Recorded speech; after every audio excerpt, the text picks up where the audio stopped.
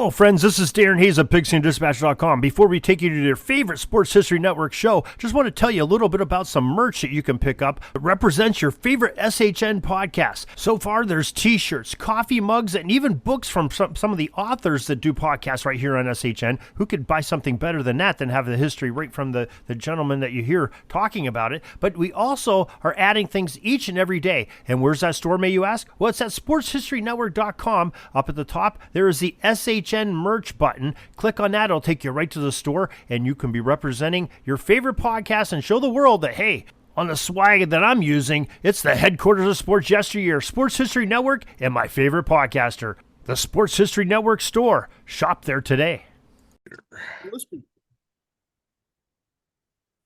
All right. Welcome to the show, everybody. So glad you're here.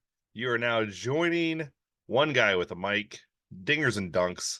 It is baseball season, boys and girls. Happy for you. Happy March. Happy April. Happiest time of the summer is baseball season. Today, we're going to talk about the AL or the NL East. My bad. I know what division I'm talking about, right, guys? And I have my two best guest hosts here. I got Mike and Jason. They're actually on the Super Bowl podcast as well. So we got some great insight. A couple Braves fans. That's all right. We do not discriminate on this show, even though I'm a Cubs fan. We always bring other people on because it's fun.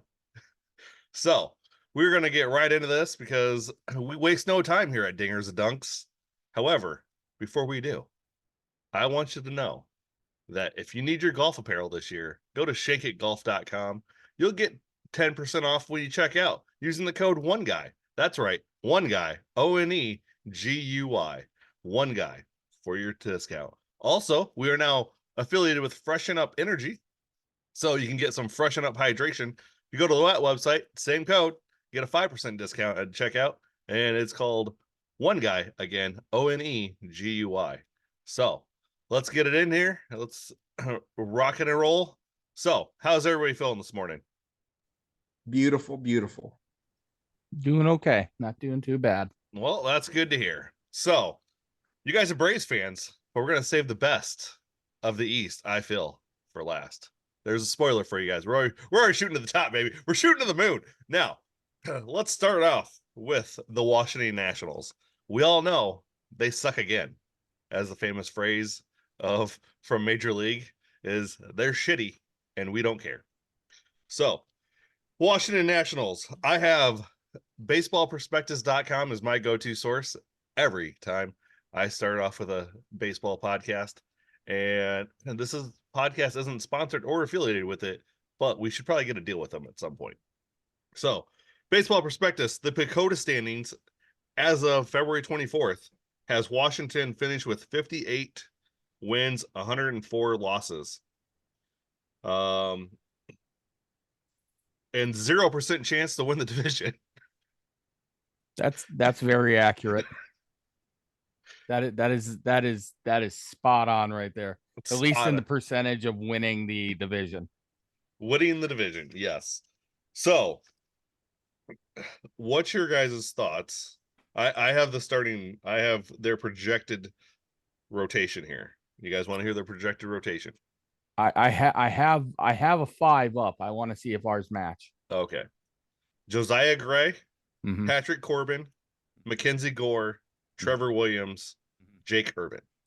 On mine, it's Gore is the 2, Corbin's the 3. Corbin could be I don't know. He could be the long reliever on a third place team, I'm sure. But in Washington, he's the actual third or second starter.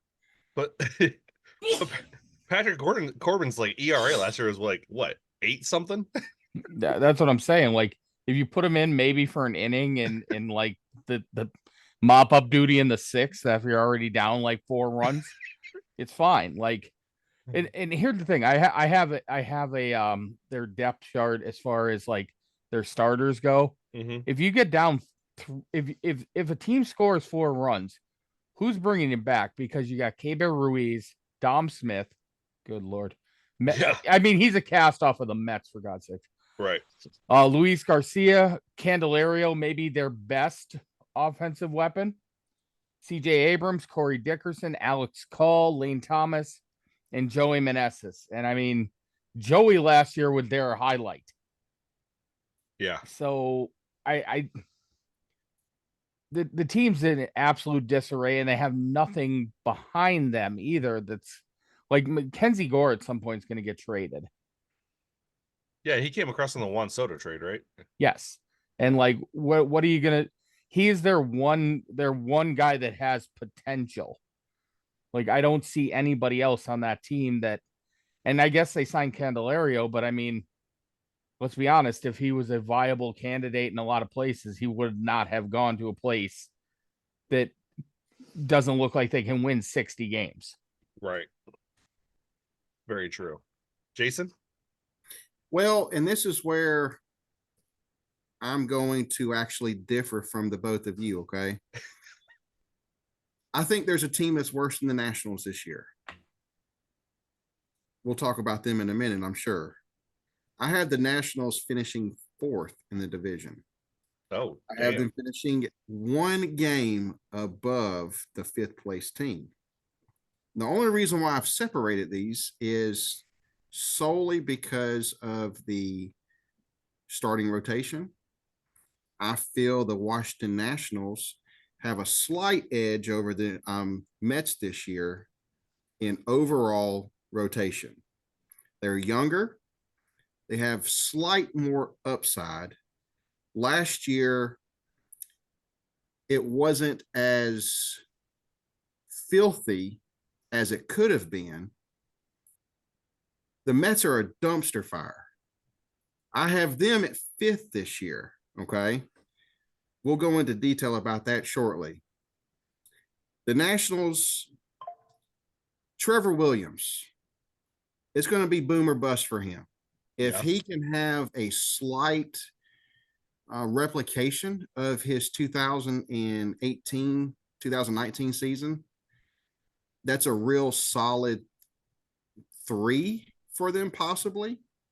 Jackson Rutledge also. Is he ready? Is the guy ready to be in the spotlight? That's what he got drafted for. Mm-hmm. It's his time to shine. Okay. Top to bottom, overall lineup, if you compare the lineup to the Mets lineup, the Nationals are going to hit for a better average. They're also not going to strike out as much. Really? So I have them this year 68 and 94. That's it's a bold move, Cotton. That's a so Trevor Williams, you're hoping has a 2018-2019 season performance. Possibly. I don't, you know what? Here's the deal. I don't think Josiah Gray was actually kind of good last year at spots. In spots. But he wasn't good consistently. Now he's going to probably be their ace, obviously. But I mean, if you get into their, well, so once you get it past the starters, so who you bringing in? Well, you've got your lineup, okay? Lane Thomas, Alex Call, CJ Abrams, Joey Meneses. If you take those 4 players and compare them to the same position players of the Mets, you have less strikeouts, higher average, more runs scored. And that's just the way it is. I've got it all on paper. That's great. How many games do you play on paper? I'm just curious. That's right. Like, do you play them on a lot of paper? But like we just shuffle the paper and like here we go. No, like here's the thing. I don't like the Mets. I mean, I have an avid dislike of the Mets, and I know Sang is out. I don't know how long Sang is out, but to think that Gray and here's the thing, they still are throwing out Patrick Corbin, right? Right. Okay, well, here's the thing. Right. I would still take Severino from the Mets, and who I know wasn't great. I would take him every day and twice on Sunday over throwing Patrick Corbin out there, hawking up 78-mile-an-hour meatballs that somebody can take 500 feet. Right. And then, well, and then, All right, let me ask you this though. Yeah. Because this is argument time. You want to argue? I can do Well, that. no, listen to me though. I have been. Last year, the projected starting rotation for the New York Mets in 2024 is last year's record, 35 and 36 with a 4.24 ERA. It is the worst in the entire division. That's not including the fact that Senga, when's he coming back? Right. Let me know. I'll tell you if I knew, because I may or may not have a little information on that. I'd let you know. But the way it looks, probably not for a little while. Yeah, according to Baseball Prospectus, and we'll get into the Mets. You know what? We'll get into the Mets next. But Senga is projected to only get 10% of the playing time this year. So you're looking at around 89 innings is what he's going to end up pitching this year. Senga last year was by far and away the best starter at 12 and 7 with a 2.98 ERA. The rest of them are going to be struggling. And they're not young. They're not young, but I mean, they're younger than they were last year, because last year you had Verlander and Scherzer out there who, I mean, Verlander, I guess, did all right when he went to Houston. And yes, I know Max won a title in Texas, but like Max got fucking crunched. Smoked. So like he got beat down. All right, so let's wrap it back up to the Nationals. So let's just wrap up the Nationals and I'll go right into the Mets. So out of their starting five, I can see actually if Patrick Corbin gets off to a bad start, I see you can throw in Jake Urban or Joanna Don as a starter as well, as a spot starter. So maybe Dave Martinez goes 6 starters. But the thing is, then you get to the back of the bullpen, you got Finnegan, a former starter, right? Kyle Finnegan was a former starter. You got Hunter Harvey, Jordan Weems. So you got guys in setup positions that just started setting up last year. I mean, this is a very young team, and they might surprise us. And I love Jason's optimism that they're going to finish 4th. I just don't see it. And I don't see it at all. And here's also the thing is I had CJ Abrams, Lane Thomas, and I had Ruiz all on my fantasy baseball team last year, and they took me to a championship. So, but I also had Spencer Strider on my staff as well. Well, yeah, I mean, that'll help. But see, like Ruiz, like, do you really anticipate Abrams outplaying Lindor again? And Lindor actually wasn't bad last year. Right. So you know what I mean? So to me, the Nationals had a good base last year. They just didn't add any good pieces on. No. They didn't add anything to it. They're a yet. 60 to 63 win team. I definitely think they're above 58 wins. I definitely don't think 58 wins is where they're going to be at. They definitely win like 63. Yeah, somewhere in that 60, 65 range. Yeah, they don't lose 100. No. And where'd you have? How many games did you have them winning, Jason? I got them going 68 and 94. So it's not too far off. So no. I mean, we're all in the same ballpark. Mm-hmm. So all right, let's go right into the Mets. Let's just go right into the Mets. So the Mets starting five, obviously Senga's their number one, but he's only going to probably, as I said earlier, he's only projected to get 89 innings this year due to injury. That leaves Jose Quintana, who hasn't been good since he was a White Sox, and I can honestly say that since the Cubs traded Eloy Jimenez for him, and that trade looked really well, let me tell you. Luis Servino, Sean Manaea, who sucks. They got Adrian Hauser, who was a spot starter last year for the Brewers, and they got Tyler Meagle. There's your starting five pretty much. Did you see Manaea? He's going to be outstanding, or he's going to be worse because he cut all the hair and the beard and everything. Yeah, he's gone complete. And I'm like, either you cut all your power or you just reinserted, because it's his first haircut I saw in 4 years. Right. So, and I'm like, all right, there you go. Good for you. The one guy on the Mets pitching staff that I don't think gets a lot of hype is David Peterson. Like, I think David. Yeah. What's that? He's injured right now. True. but still, he still doesn't get enough credit for what he did 2 years ago and what he even did in spot starts last year. This guy just throws smoke and he gets guys out. Yeah. So I think if they can just develop him, and then who's I can't remember the other guy that they had as well that they bounced back up and down from AAA and AA. But a couple years ago, then you got Edwin Diaz. He's back. I think right? that makes it. I think that makes a difference too. Like, but then the question is, do they blew get games? to him? Right. Well, Rayleigh was decent. Adavano's always. Here's the problem. Like, Adavano's always hit or miss. Like, if he's on, nobody hits him. But if he's throwing like saucers up there, he gets crushed. Right. And an interesting addition at that back end. Not only do you have Rayleigh as a lefty, but Jake Diekman. True. He's kind of like Ottavino with that weird arm angle and stuff. Like, you know what I mean? So, I mean, if you get to the bullpen, it's going to be Jekyll or Hyde. But if you can get to Diaz at the end, it's nothing but trumpets and smoke. Right. Now, Jason, I have to agree with you that their starting pitcher is very subpar. Mm-hmm. Okay. How many games did you have the Mets winning? So I have the Mets at 67 and 95 for the year. Okay. And I think, pitching for the Mets is beyond questionable. They literally didn't do a whole lot during the offseason to actually upgrade their pitching.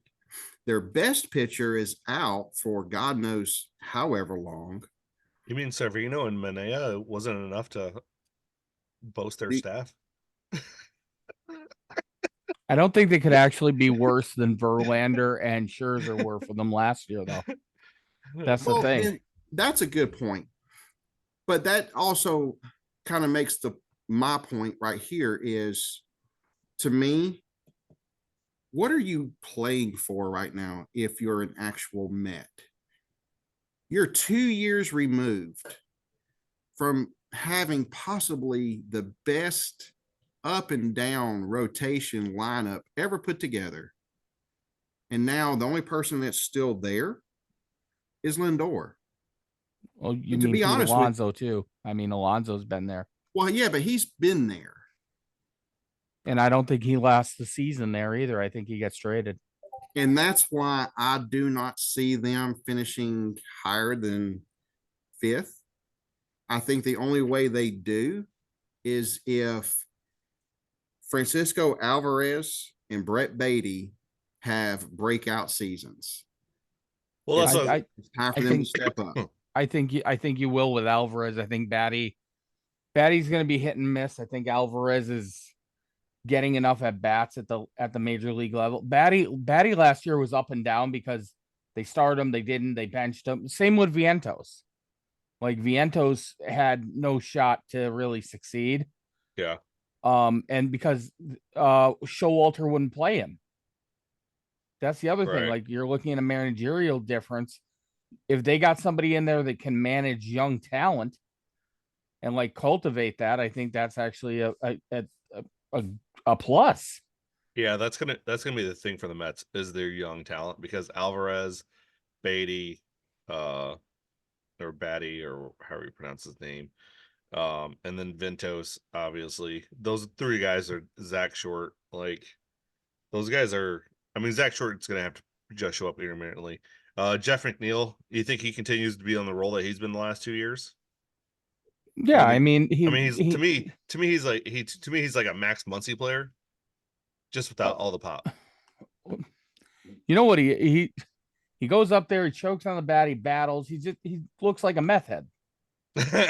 Like that's what he does. He like thin, wiry guy, always like this. Like, if you ever see him, he's scruffy as hell, but he's a battler, and like he's the guy that he'll hit those singles, those doubles.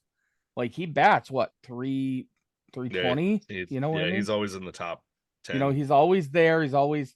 I think as go the Mets, go Lindor too. I think if Lindor can hit 275, 280, get that 25, 35 home runs.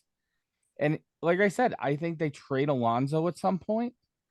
What do you get for him? Because he's in a walk year, but he's still good. You know what I mean? You add that pop, like, because when we talk about Philly, we have to talk about Schwarber. It doesn't matter what your batting average is if you have the pop sometimes. So it's going to depend on if they do trade him, what they get for him. Because Right. Vientos can go to first. If you can get a power bat for DH, that could make a difference, or a piece for the pitching staff, something. Yeah, I mean, so at that point, I think that they would have to upgrade their pitching to actually stay out of the cellar. And that's just my opinion. Yeah. I mean, yeah, I guess. Yeah, I mean, their pitching staff is very suspect. When you're going to be Quintana's going to be your number one guy. That's a problem. That's definitely a problem. And last year Senga did have a 2.98 ERA. I mean, he did have a 29.1% K percentage. So yeah, I mean, look, 4-8, 3-6, 7-6, 8-5, and 1-4. That's your starting five without Senga this year. Yeah. It's by far and away, to me, the worst rotation in the division. It really is. And I think that's what keeps them in the cellar. And I think in order for them to get out of the cellar, they're going to have to upgrade their pitching at some point. The only way to do that is to trade off Alonso. And then at that point, who knows where the lineup goes? Well, here's the thing. You can say, and as a collective five, I'm sure, I don't think they're better than Washington, because I think Josiah Gray shows up more than any of them do. But I have I have one exclamation point and one question mark. You don't know what Mackenzie Gore is going to be. Like, you just have no idea what he is going to be. So that's the question mark. And the exclamation point is, I would take every Mets starter, including Hauser or anybody that was a spot starter. I would take them over Patrick Corbin in a minute. Right. Like, Patrick Corbin's just if you look up dumpster fire in the dictionary, there is Corbin's picture. Patrick Corbin's followed by the New York Mets. No, not comparatively compared to him. No. Patrick Corbin's gonna listen to this podcast and be like, "These clowns are just dogging me the entire first 10 minutes." And that's fine. I mean, Patrick Corbin hasn't been relevant in what, 7 years? Probably since they won the World Series. Yeah. Yeah, probably when they so that would have been what, 2019? Yeah. So Yeah. I mean, and then he wasn't even he wasn't a starter then, was he? No, he came out of the bullpen and slammed the door. Which is what I said. If you get him for long relief or a relief spot, maybe he's okay. But to say, oh yeah, by the way, he's gonna start, no. Yeah. So okay. So all right. So we all think Pete Alonso's not gonna be with the Mets next year. I don't think, like I said, I don't think he makes it past the All-Star break. Yeah, okay. I don't think he's there at the All-Star break. Who do you think he goes to? A contender, or do they just trade him away for parts? Gonna have to trade him for parts. And I mean, a contender may want him, but again, when you go through this, like, you look at every team, Baltimore doesn't need him. Red Sox aren't going to compete. Yankees have Rizzo. Rays aren't going to really compete. Jays are fine. Go ahead. I'm just looking at teams. This is a stretch. Okay. If they're in contention, which I think they will be, I think Alonso ends up a Cub by the All-Star break. I don't know if they'd have the pieces. We have the pieces because because here's the deal. The Mets just want Pete Crow Armstrong back. That's true. But that won't happen either. They just what? I could see him going to Kansas City. But and we can get into I'm doing we're gonna do an NL Central. As a Cubs fan, I gotta not stick up for my team here. I mean, because we suck. We're not gonna be relevant this year. I mean, Well, here's the thing: it's a dumpster fire of a division. You know what I mean? So like right. any move could get it something done. But but we got Bellinger and Matt Mervis to play first base. I guess we don't have a DH, so Alonso could come DH for us. But we're gonna have to give up too many pieces for a guy that's not even signed through next year. Yeah, that's the thing. And I don't think Jed Hoyer's not gonna pull that, even if we are in contention, because Ricketts isn't gonna open the wallet.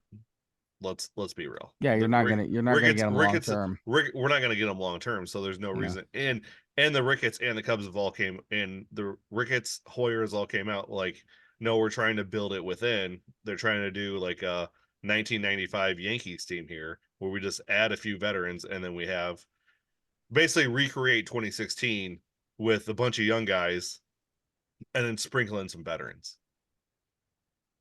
Is what they're trying to do. And that's not going to work out. Sorry for you there, Jed Hoyer, but it's not going to work out. I'm a better GM than you. I'm better president of baseball operations. Just give me the chance and I'll prove it. So, all right. New York Mets. Baseball Prospectus has them going 83 and what was that? 83 and 78. Yeah. No, that's 79. way too high. 83 and 79. They have them scoring 779 runs while giving up 762 runs. So that right there tells me they're a 500 team just by the the run Pythagorean, the win-loss Pythagorean theory that's happened. They're giving their pitchers a WAR of 8.7 cumulative. And their hitters are 21.4, obviously hunkered down by Lindor and Alonso on that deal. Yeah, the Mets 82 wins or 83 wins, that's way too high. I think a maximum of 73. I'm right there with you. I was thinking 71. They could probably get to 73. 73, 89, 71, 91, somewhere in there. Like here's the deal. This is going to be the difference of 4th and 5th place is how well the Mets and Nationals play against each other. Yes. Yeah. I can see that. I just want to point out something though, real quick. Yeah. Y'all were real quick to hammer me when I said what I said at the very beginning, but we're only roughly about 4 games apart on both of these teams. And that was my point. That's what my point was when I asked you how many wins you have, and you were like 68 for the Nationals. You're right. We're only 4 or 5 wins apart is all we are. Like, so we're in the ballpark. Like, we're all thinking the same thing. Yeah, it's just going to depend on how they play against each other. We just have them flipped is all. So we all know that they're the sinking ship. Both teams are the sinking ship of the NL East because there's 3 of them. 3 of them, eh? Yeah. Well, is the third one the next one? Because we're going to talk to Miami Marlins. Yep. They're the third sinking ship of the NL East, huh? Yeah, because you don't have Andy Alcantara. Sandy Alcantara. Yep. Okay. You don't got him. Well, you have Luzardo, Uri Perez. Yes. You don't know what you're going to get, and he's injured. Correct. Garrett's out. Then Trevor Rogers and Edward Cabrera. Like, Cabrera's been, on the come up for 3 seasons now, and he still hasn't put it together. Well, we got Sixto Sanchez coming in at 320 pounds. Oh, 6'2". God bless. It's a dumpster fire. The only difference is the offense could be better. I would put the offense on par with the Mets. You put the offense on par with the Mets. Josh Bell, Luis Arias, Tim Anderson, Jazz, Garcia, Sanchez. If they hit Jake Berger, we do love Jake Berger. We love Jake Berger, not Danny Burgers. Yeah, Jake Berger. Now I want a burger. But I mean, they can if they hit, they could produce runs. I like the Mets bullpen more because one at the back end you have trumpets, right? And their bullpens, Andrew Nardi, Soriano, Brian Horing. Tanner Scott, AJ Puck. Yeah, like you have a couple. Well, Scott's going to close. I mean, Yeah, Scott's closer. So I mean, if you go closer to closer there, that's not a comparison. Right. And I would take the Mets bullpen over the Marlins. We're taking the Marlins starters over the Mets. Oh yeah, absolutely.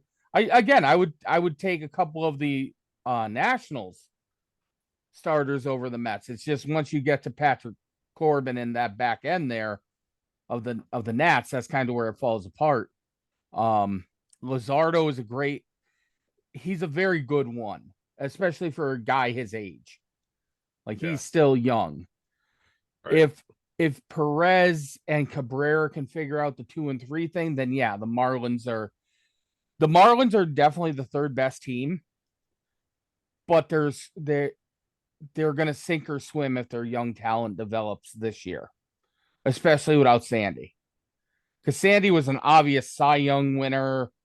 You know, last year he wasn't, but I truly believe he had arm problems all last year. Yeah. So I believe that like once that's fixed, he's going back to being a Cy Young guy. Jason? I'm going to be honest with you. Me and Mike are normally on the same thought process for the most part, but I'm completely in the opposite direction with the Marlins. Okay. I have them a solid third.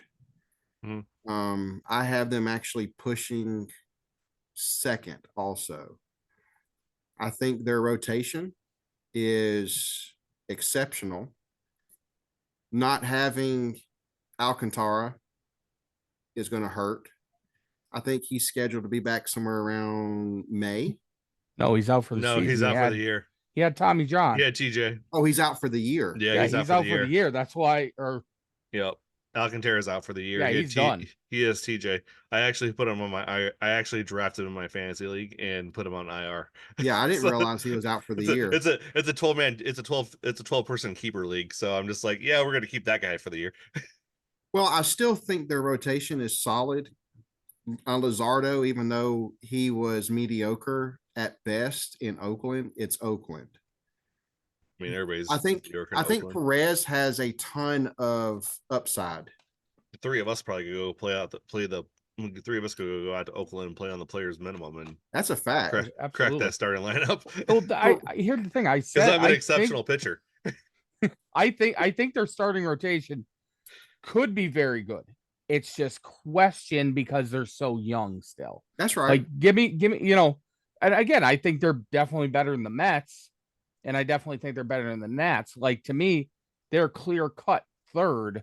It's just there's some question marks if the youth develops is where I'm at with the exactly. Marlins. And that's kind of what I was leading into on part of my notes. With the lineup having, to me, it's a real good balance of speed and power and average. And if, to Mike's point, their rotation comes close to what the expectations are, then I do see them pushing Philadelphia for second. And it's going to come down to how this team plays against the Phillies and against the Nationals. That's going to actually separate them. I'm looking at this Marlins lineup, and all I see is former AL Central players. It is. Tim Anderson was a huge pickup for them. But Anderson didn't do anything last year. He has no pop, and like he can hit for like a 300 average, but average isn't everything, as we know nowadays. Like, but that's also another thing is if you look at this lineup though, that's a lot of high average guys with some pop in there. You got Birdie that bats for average. You got Anderson that can bat for average. You got Arez that obviously bats for average. You got Jazz that can get on base, bats for average. So you got four guys right there that's gonna bat for average, and then you're gonna come in the backside with Jake Berger hitting bombs, Brian Delacruz, and then Josh Bell. Yep, Josh Bell. That's right. And then you got Jesus Sanchez and Garcia as well. I think it's going to depend on how they craft their lineup. Exactly. It's Like if you got a couple of guys that can get on, and then put guys who are power hitters in there, I then don't if you want to risk, if you can risk the strikeouts that you're going to get out of like Burger. Berger and Bell, Yeah. but if that pays off, that pays off big. Right. And So then at catcher, they're throwing two out there: Nick Fortes and Christian Bethencourt. I have. So so behind the plate they're not great, but I mean up the middle they're solid. With you'll have Anderson and Birdie playing second and short, and then You don't think Arias plays second? I think they just move Arias back to first. Then where does Bell go? Your DH. So that Yeah. takes Garcia out of there. I mean, you got Garcia and right. Move Sanchez over to left, and then But then where's Dela Cruz? True. If you want Birdie in the lineup, you're losing one of your power hitters. Yeah, so Birdie's gonna have to be that. Birdie's gonna have to be that Ben Zobrist type player. You're gonna have to play him 3-4 times a week, and you're gonna have to spot start him to give the other guys a rest. That's what Birdie's gonna end up being. So then you'll go Anderson, Arez, Bell, Berger around the middle, around the infield, right? Then you got Dela Cruz, Chaz, and Sanchez out in the outfield. It's a pretty solid outfield.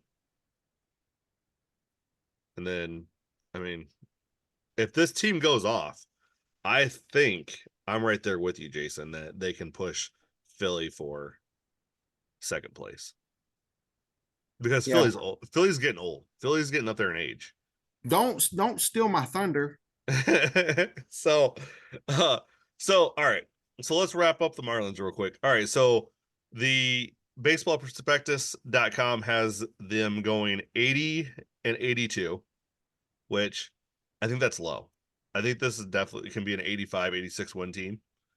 I've got them 85 and 77. Yeah. 85 feels right.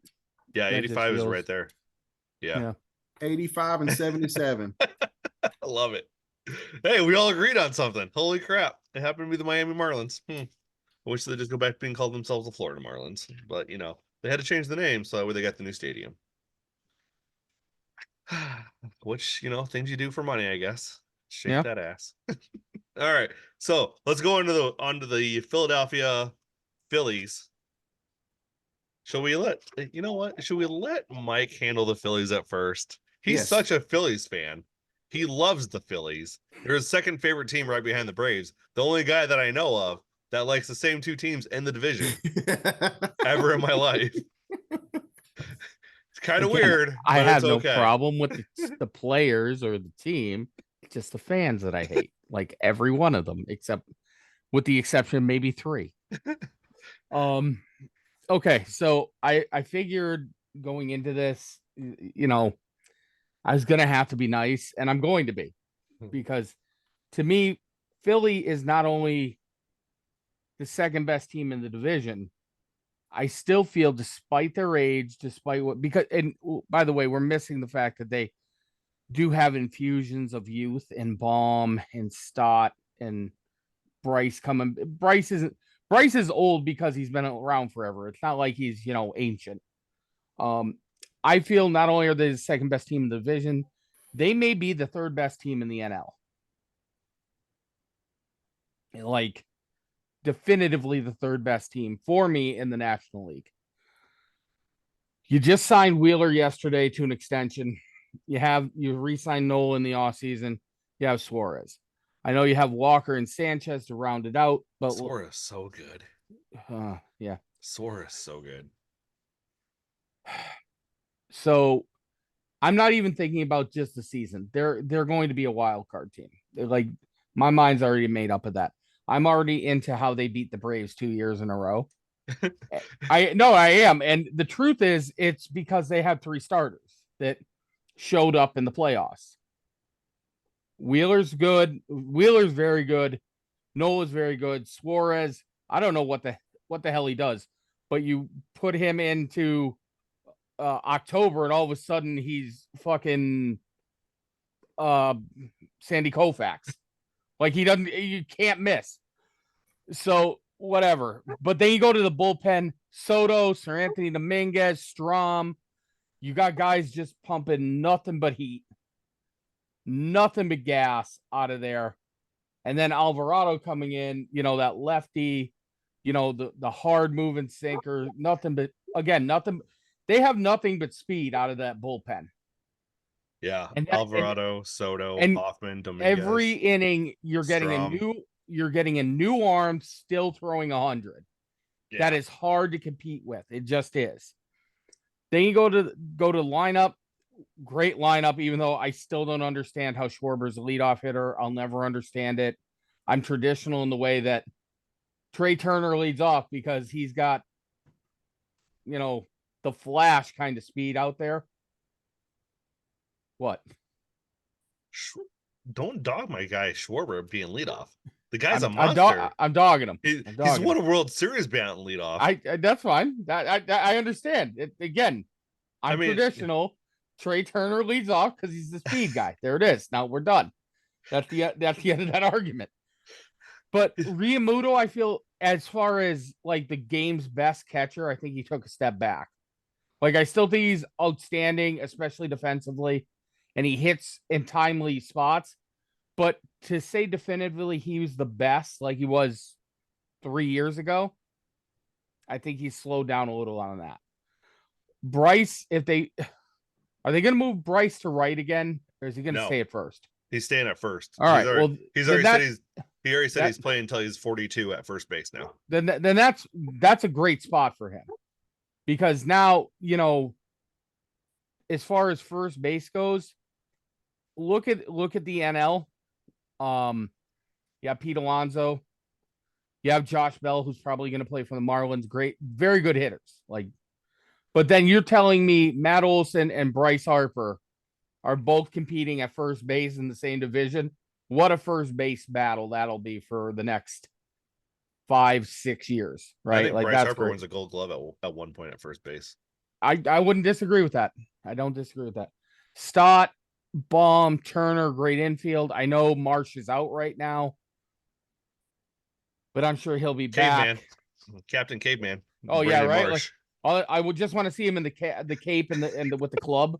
That's all you need for a promotional. Do a bobblehead, Philly. I'm giving you money.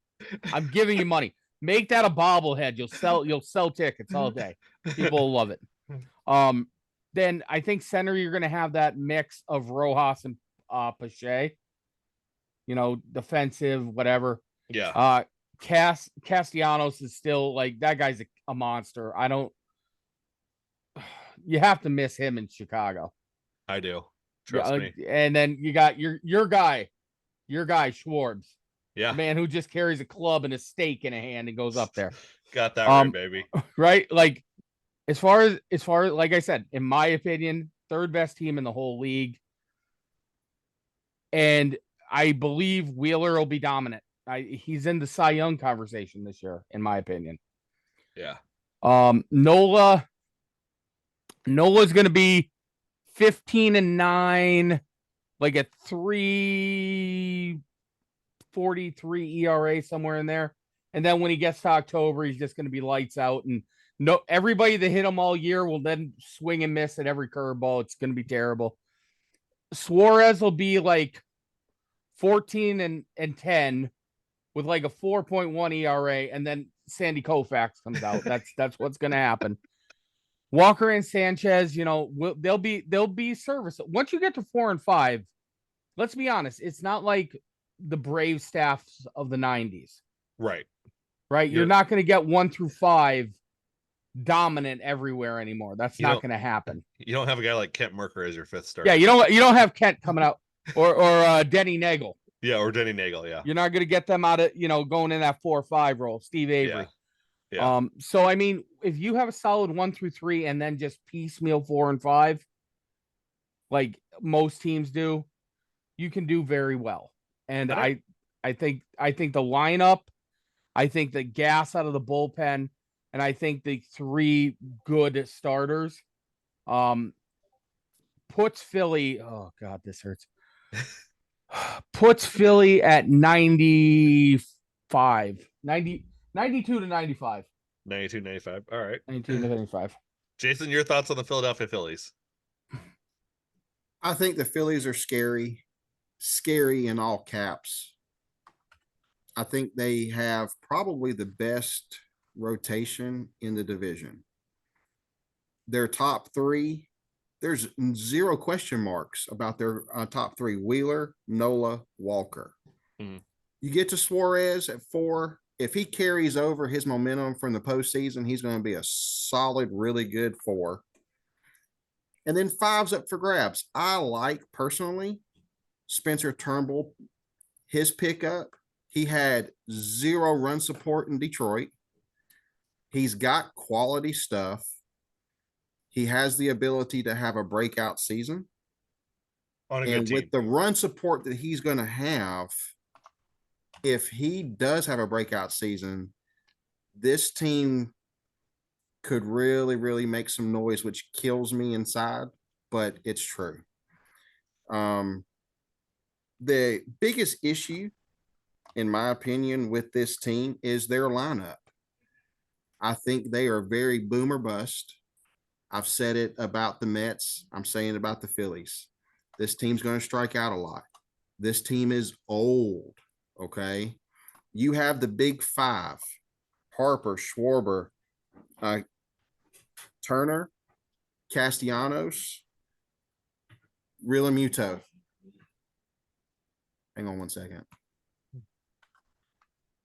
It's going to be a minute.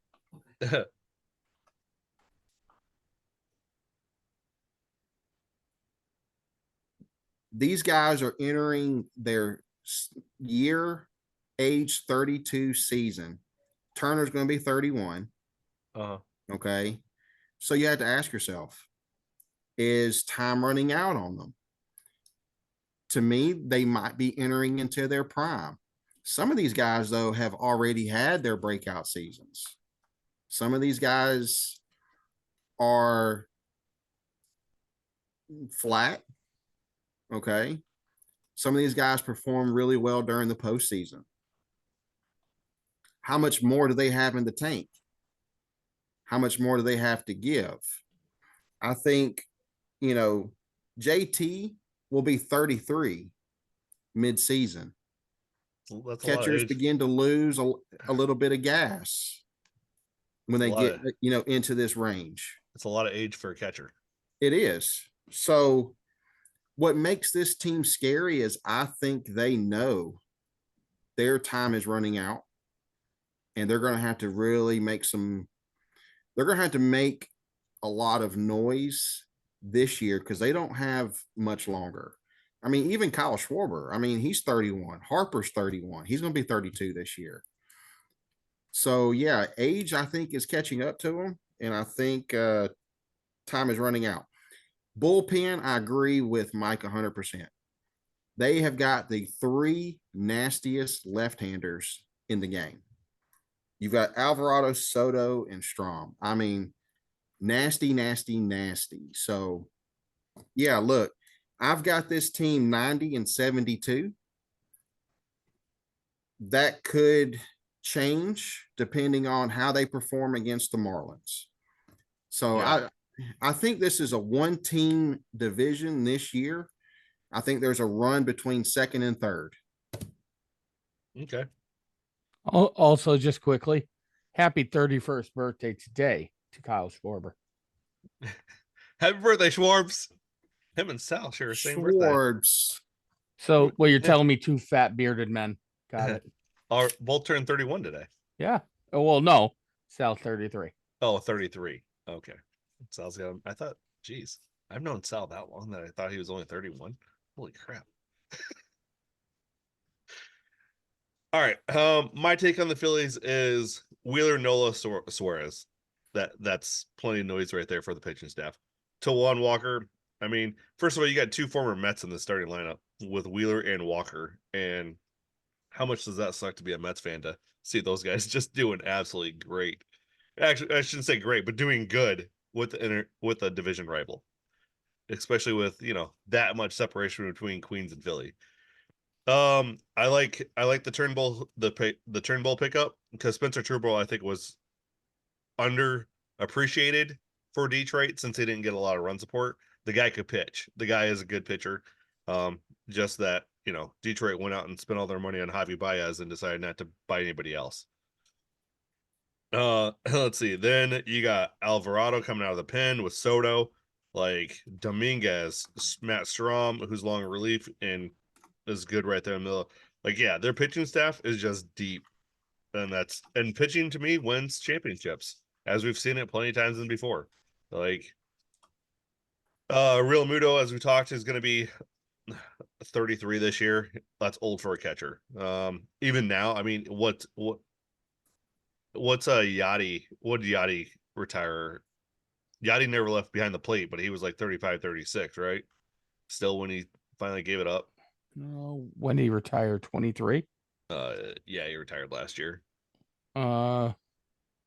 He would have been 40 when he retired. Oh, geez, never mind then. So is Yachty the new prospective for catchers now? Like, does Real Muto like get that age?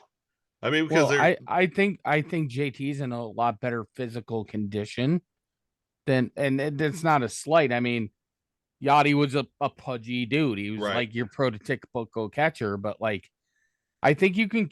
I think if you can stay healthy and do what they've done, and he keeps that physique, he could probably catch another 5 years. Oh yeah, he probably could. Yeah, sure. I mean, being honest about it. Yeah, you got Harper at first, who I think is going to win a Gold Glove eventually. The guy's just he was learning first base last year, and then he comes out and says, "I love first base." Like the guy's going to get better and better because that's all he does. That's all we've seen that guy do since he was a 17-year-old playing JUCO down in Arizona. Like the kid just improves every single year, no matter what. You got Bryson Stott, Alec Baum, both those guys. I think they're going to get better throughout the year. Trey Turner as well. Brandon Marsh has been a lot better since he became a Philly than he was an Angel, which that's always a plus. Then they also, I mean, we're also not talking about how they went and got Whit Merrifield, who the guy only does is hit. Like, you got him coming off the bench, and the guy just hits. So you throw him with Nicky Cast and the Schwarber. I mean, this team's deep. Baseball Prospectus has them only winning 84 games. I love Baseball Prospectus and their simulations. Oh my gosh. So they got them going 84 and 78. Like, are you kidding me? Like, you think they're going to drop it off that much after being a 90-win team last year? Like, come on, give me a break, boys. Definitely think they're going to be in the plus 90 range, probably 92, 93. Really, it's going to come down to them and the Braves for the top of it. The Miami can probably mix in there a little bit, but really do feel like it's going to come down to them and the Braves. And so we have Phillies finishing 2. So far we got the Mets, Nationals, Miami for sure the third best team in the league in the division. And then Nationals and the Mets, we basically agree, are 5 wins apart from each other. And it's going to come down how well they play each other. So the question of the day is, do the Atlanta Braves repeat what they did last year? Because Baseball Prospectus has them winning 100 games. They go have 162.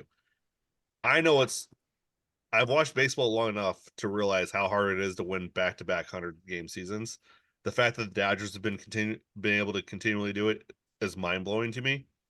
But they also play in a really weak division. Like, Arizona's not good. San Francisco's not good. San Diego's very, very not what we all thought San Diego was going to be when they got Machado, Tatis, and Soto all together. And then you got Colorado, who is Colorado apparently, and they just don't want to have any baseball players come out to Colorado to play baseball because it's not Dante Bichette or Vinny Castillo or Andres Galarraga. Nope, we're not going to do that. Or even 07 Colorado. They just don't want to fund a baseball team apparently. So I think the Braves trying to get 100 games is going to be tough just Well, because they've done it Philly. back-to-back times. Oh, they They won 104 last year, and to beat the Mets out for the division, they had to win 101 in Oh. 22. So they've gone back-to-back 100-win seasons. they have. So hey, way to fact check me live. I love it. That's what I'm here for, baby. So do they go 3 years running? Jason, you're No. you're shaking your head no. Let's go. No, You I got think they're gonna. You got 5 pages on the Braves. Let's hear it. I do have 5 pages on, but I'll make it quick. Okay, so yeah, I think the Braves, top to bottom, are the best team in the division, possibly baseball, and that is speed, power, average. Question mark for the Braves, of course, is their starting rotation. This is where me and Mike kind of disagree sometimes on it. I don't think we did enough in the offseason. Okay. The ace of the staff, Max Fried, if he is healthy, before he got injured last year, he had a 3.03 ERA. He was a 2.55 ERA, 8-1 before he left. 77 innings pitched, 80 strikeouts, 24 runs given up. The guy was on fire. He's capable of doing it. You get him healthy, Spencer Strider comes close to what he did last year. The big question for number 3, Chris Sale. Okay. We're going to need him to try to duplicate to the best of his ability his 2017-2018 season. That's 7 years ago for the Red Sox. 29-12, those 2 years, 2.51 ERA. In order to do that, in my opinion, we're going to have to put him on a serious pitch count. I don't think he can do anything more than 2,200 pitches this year. He has struggled in the years he's gone over that, and history says that. He needs to be somewhere between 175 and 190 innings total. Anything more than that, you're stretching that pitch count out.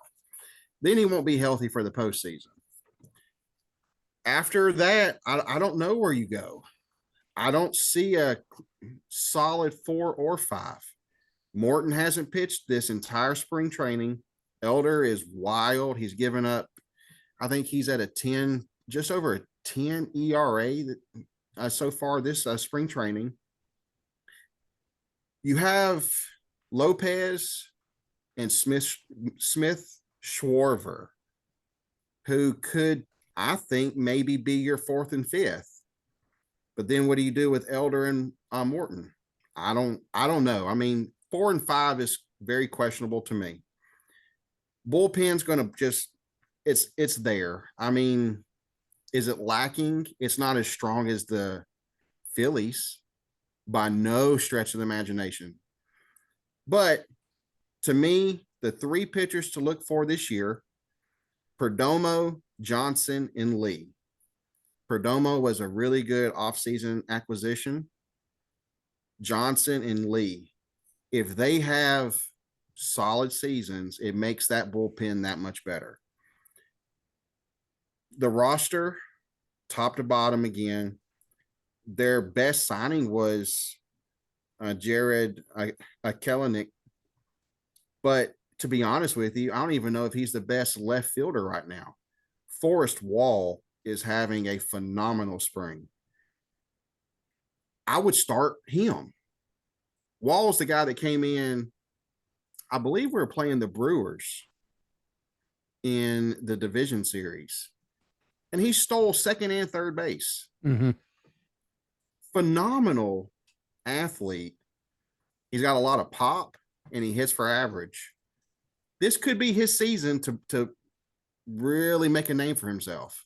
Yeah, I could see him starting over Jared in left field. He has a lot of upside. So let's just see what I definitely see him making the team out of spring training. Yeah. So, yeah, he's on the roster. Yeah, I mean, I've got them finishing 98 and 64.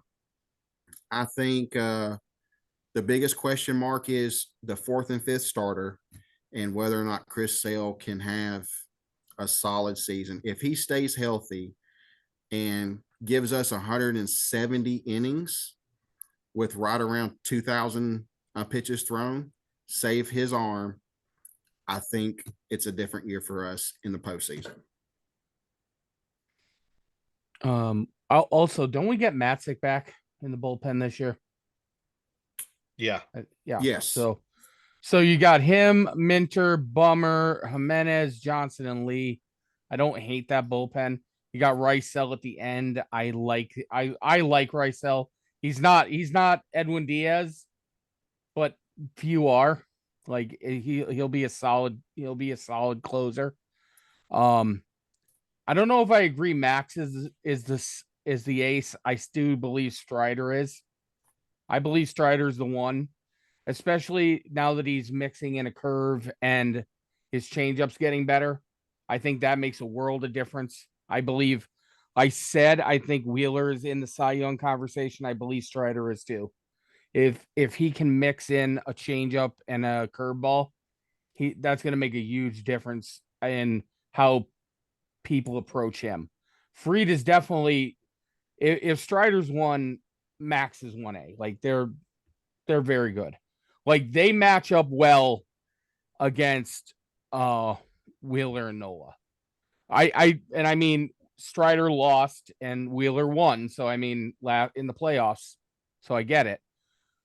But as far as that goes, they're right here. Sale, you're right. Sale is the question mark. He could be huge, and I wouldn't hate limiting him in the regular season. I've thought, and I've said this for 2 years, I don't know why Charlie Morton's on the team, other than why they may want a veteran presence. I don't understand why in God's name he's on the team. But do they need that veteran presence with Charlie Morton though? I mean, they got no, absolutely no. They could have taken that $20 million and handed it to somebody that can still throw the ball. But that's just, I know that's a wild idea. Just boop. Lopez, I don't know. I want to see what that looks like, what he looks like. I don't hate AJ. AJ would be a fine 5. Bryce Elder could be a fine 5. Like toss him in there, different, mix it up. Morton's my question mark. I don't know why he's there. That's whatever.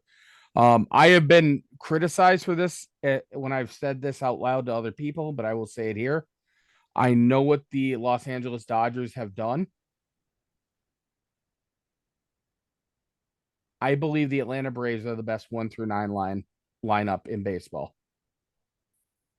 They may not be as, Mookie Betts and Freddie Freeman and Shohei Ohtani, but 1 through 9, every you have danger at some point. Whether you want to put Forrest Wall out there, whether it's Orlando Arcia or Arcia at short, Kelnick or Wall and left, but Ronnie, Ozzie, Matt, Austin, Murph, Ozuna, 1 through 6, I'm already more scared because you have Mookie and Ronnie were 1-2 in the MVP. Who won it? So that gives you that. 3 and 4 was Freddie and Matt Olson. Still, we're neck and neck. I know Max Muncy has pop, but I'd still take Albies because he's switch hit. He doesn't strike out as much, got speed, and he's friendly, reckless on the base pass. He can just take off and it's fine. Riley is great at third, better option in my opinion. Will Smith and Murph, again, it's catchers, right? So I think Murphy's going to be better long term, like I do. And you don't forget, you have Darnod backing him up. right. So, I mean, how often can you find 2 power hitting catchers? Right. I don't disagree with Jason either. Forrest Wall is having a tremendous spring. I would love to. I wouldn't care either or because I think Kelnick's a great young player. I think he was in Seattle, man. It's not like they do. You only have to win 6% of your games there, so they're not interested in developing talent. All you got to do is win 56%, and you're a contender. Because isn't that what the ownership said? Right. Yeah. So you're right. Like, so how interested were they in the actual players compared to the business? Not You know what I mean? very, So right. let Kelnick go, because, and then we're talking to young players. Ronnie, Mike Harris, Ozzie, Austin. They came up, and now with Murphy, he's still very young. I mean, the A's traded him for a ham sandwich. Let him come to Atlanta and develop in that system. That's got to be nothing but good things for him Right. going forward. Like I said, I 1 through 9, I think the Braves are the best team in the NL. Maybe the best team in baseball. Definitely the best team in the NL. And I don't know if I would say that if Ohtani was pitching. Let me preface that. But Ohtani's just hitting. He is as one-dimensional as Shohei Ohtani gets. Right. You know what I mean? But I'm gonna take the Braves outfield over the Dodgers outfield though. Yeah. Because the I would too. Dodgers outfield is Teoscar Hernandez, James Ottman, and Jason Hayward. Like, I like Jason Hayward. I've been a huge Jason Hayward fan, even when he was the Braves. He was probably one of a handful of Cardinals I've ever liked in my life. Obviously, with the Cubs, everybody felt like he was overpaid, but because he wasn't hitting. But at the same time, you signed him for his defense and for his leadership is why you signed him. And he proved that in the 2016 World Series when he had he's a very likable person. Right. So that's why I don't understand why Cubs fans disliked him so much, other than the fact that they felt like we overpaid for him. And I'm like, but you got to look at the X factors that he brings to the table, not just his offense. All right. The guy has has a cannon for an arm. Like, dude's gunning dudes out. So I would definitely take the Braves outfield over the Dodgers. I would also probably take Sean Murphy over Will Smith.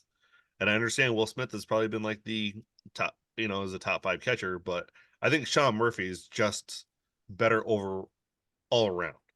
I think Sean Murphy's a very underrated defensive catcher. Murphy's very offensive. He kind of, he kind of reminds me of a better Jason Kendall. This is who I get. That's a good comparison. Is who I get vibes from when I see Sean Murphy. Is like there's Jason Kendall and then there's Sean Murphy. Like, he's just he's kind of like built the same way as Kendall. Just he does the things. He does things that Kendall didn't do. Right. He does things hit the ball with power or get it out of the infield. Yes. So So Sean. Every time I see Sean Murphy, I just think Jason Kendall. But then you got Travis Denard, who's obviously, he's a top 20 catcher. Then you have it as your backup. And then you obviously have Matt Olson, Albies, Riley around that infield. Like that. Yeah. Like, and Arcia. I would. Oh, and then you have David Fletcher on your bench now too. Like, David Fletcher's, You have him. You have Guillorme, who was a Met, who, yeah, he's not great, but I mean, he's definitely a worthy backup. right. Yeah, Forrest Wall or Kelnick in left. I mean, yeah, left field is going to be the question mark. Who are you going to start, Kelnick or Wall? And Wall's 4 years older than what Kelnick is. So do you go with age, or you go with the guy that's actually hitting the ball right now? And I think Wall makes the team, and eventually he probably takes over that left field spot for Kelnick, because Kelnick is he's not living up to the hype that was presented for him when he came up, and he's just not that guy. Pitching staff, Strider's your one. The guy wears 99. He's Wild Thing, baby, and I've loved that guy since he came. Since the moment I saw him pitch, I fell in love with Spencer Strider. There's not many Braves baby. There's not many Braves I fall in love with either, boys. All right, I'm just saying. Max Fried, Charlie Morton, he's going to eat innings. That's why he's there. He's there to eat innings. You need an innings eater. And whether he's crappy or not, he's going to eat your innings. Chris Sale, if you can just get 75% of what Sale was with the White Sox, that's a win. Like, you don't even need full White Sox sale to show up. You just need 75% of that. And you just need them to stay healthy. I think the Braves, their medical staff, can keep him healthy. That's one thing that I feel like the Braves are really good at. Their medical staff is good to keep players healthy, to get the things figured out and how to do things right so where they stay healthy and they can endure a long season. I will give the Braves the benefit of that. Their sports management team is their sports medicine team is amazing. All right. Bryce Elder, Shawver, uh, Johnson, Lopez. There's that out of four, you got four guys right that could be your fifth starter. After that, you got long relief guys. I do like Iglesias on the back end along with AJ Minter. Like, I think that's a really good 1-2 combo on the backside. I actually will say this. I think if Matzik comes back, I think I prefer Matzik to Minter. Yeah, I could see that. Maskets is good. Yep, I like Matzik a lot. Yeah. So you guys are deep. So the Braves are deep everywhere. That's the thing that makes the team good, right? Is your depth, because you're playing 162 games, and your starters aren't going to be able to play 162 games. This isn't like 1990 anymore, where you're putting guys out there and they're just like, yeah, we're showing up for 162 and see what happens, right? Now you're trying to like last them through the playoffs, so that way they're healthy through the playoffs, so that way they're not dying in the playoffs. They're not wore out. I think the Braves have that advantage over every team in the NL, is just their depth. They have so many guys that they can just throw out there and fit in spots that's going to fill everything for them. So I don't think like they're 101 season, because I think they'll split with I feel like they'll split with the Phillies. I feel like they'll sweep the Mets. They'll sweep the Nationals. Miami will probably win about 3 or 4 games from them. But then once you start playing the rest of the NL, it's like the Dodgers are the only team that's going to give them fits most likely. And that all depends on who's starting that series too. Like, if you're only going to get a starter you're only going to get a starter every 5th day. So if you roll up into, say, Chicago, and you got to throw out, your starters are going to be Morton, Sell, and Elder that weekend, you have a good chance of going 1-2. As much as I'm down on the Cubs, you still have a chance to go 1-2 that weekend with throwing out Morton, Sale, and Elder, because I think Sale shows up because it's Chicago and he always shows up in Chicago. So I think they win 98, 99 games. It's almost 100. I don't think they complete the trifecta. I do believe that they will get the 1 seed. I don't see the Dodgers getting the 1 seed, which then does that hurt or help them? I don't think they see. And here's my other thing: I don't think they play the Phillies the second round this time. I don't think they get the Phillies until the championship game. If they get Philly in a 7-game series, they beat Philly in 7. They're not built to play 5 against Philly, because Philly can get you the home runs. Right. And then if they had to have what killed the Braves last year was in Game 3, they didn't have a third starter to face Ranger Koufax. Correct. And you had to throw a bullpen game, and then you were putting all that pressure on a very young Spencer Strider. Yep. And that was just in Philly. Like, right. That was the problem. You needed a third arm, and if Sale can be the third arm, I think you're good. By the way, I disagree with you. I'm going to take 102 games. Oh, all right. Sounds good. They're going to get the trifecta. They're going to get the trifecta. They're going to go 102 and 60. 1-2 and 60. This year, didn't they make the change where it's not going to be such a long layoff between division winners actually playing in the postseason? Because like last year, it was 7 days. Yeah, that kills. Didn't they change that this year? They may have. I didn't see. I think they moved it down to 4 days. Well, that's a huge difference. Look, and I get it. They got to go out there and play. But you take anybody, any team whatsoever, and say, look, go out on the field and perform like you have been for 40 weeks. It's not going to be possible when you haven't played that speed in that atmosphere for 7 solid days. It's difficult. Yeah. And it showed. Like I said, Baseball Perspectives has them winning 100 games. Has the Braves winning 100 games this year, going 162. They also have them scoring 858 runs, which is the second most in Major League Baseball, behind the Dodgers, who they have projected at 877. They have a 99.3% chance of making the playoffs, and they have a 15.9% chance of winning the World Series. Again, that's the second best World Series percentage behind the Dodgers.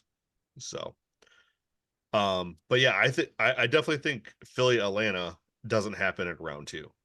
I think Philly Atlanta happens. It's going to happen. It's going to happen in the NLCS, which I'm there for that 7-game series between Philly and Atlanta. I'm there for it. Yeah, I think that would be a very good series. I just, And then we need to shut up all the Dodgers fans. see, I don't hate it. Like I'd be fine with the Dodgers too. Like I'm just, when everybody chirped about Ohtani, Right. and I got labeled, the Homer fan or whatever. And here's the thing, like I am not I will always root for the Braves, but I am very honest about any fandom I am, whatever team it is. Yeah. And as much as I hate Philly, I can give that an objective look. Yeah. I looked at it and I'm like, that's a great signing, especially when Ohtani can pitch. Right. But you lost JD Martinez, and you can't compare Outman and Teoscar with Ronnie and Mike Harris. Like if you Right. want to say Kelnick or Wall, that's fine. But like I was like, okay, so you lost Martinez 35 home runs and you replaced him with Shohei's 45 home runs. Right. So you got 10 plus home runs. That's great. But that's just replacing. Right. Yeah.